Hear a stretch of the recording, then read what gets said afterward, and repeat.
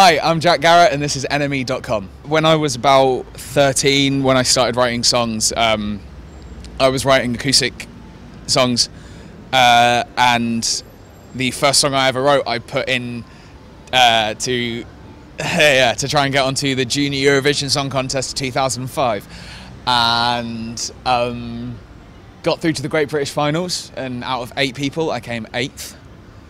So cried for a really long time and didn't write any songs for about a year. Like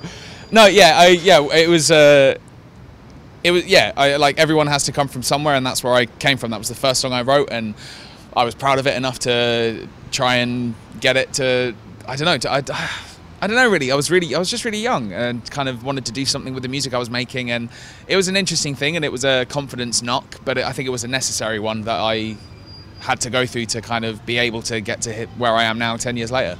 I had at my fingertips my mum and dad's extensive record collection, so we had like a shit ton of vinyl just like hanging around the house, so I was into that and into what my dad had, and his collection is brilliant and there's a lot of David Bowie in it, so I would spend a lot of time listening to that, and same with anything. And then, you know, growing up and listening to the radio like any other kid would.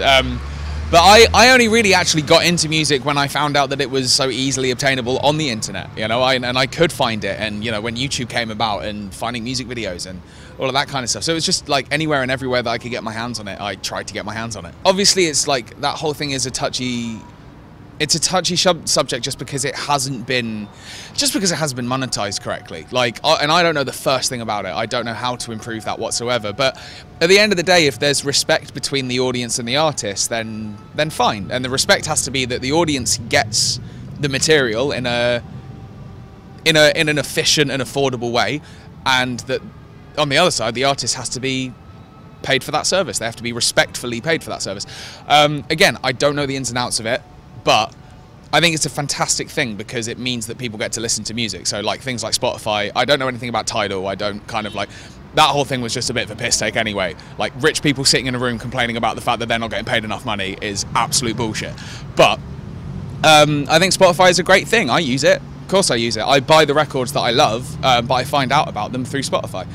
And all it is, it just needs to be regulated in a better way, I think, just so that it's fair for everyone. Just because of the nature of this job and of this career, I get to travel to a lot of places that I've always wanted to go to, and then when I get there, I get to play songs in front of people who want to see those songs. Like, it's an incredible experience, it really is. And then on top of that, I get to meet people who have influenced my music, and that's incredible to kind of share a moment with someone who you've known about for years and who suddenly knows who you are and congratulates you on that. Like, that's just, yeah. But more than anything, like, I get to meet new people every day, and most of them are people who know about me because of the music that I've made, and that's an incredible feeling to know that you can give someone an experience through something which is incredibly personal to me. And yeah, it's incredible. It really is incredible.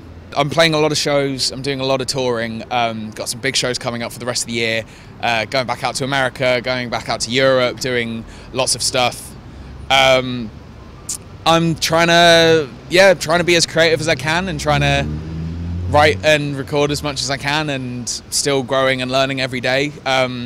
Whether those things come together to make like an extended body of work is something which remains to be seen. But at the moment, I'm just carrying on.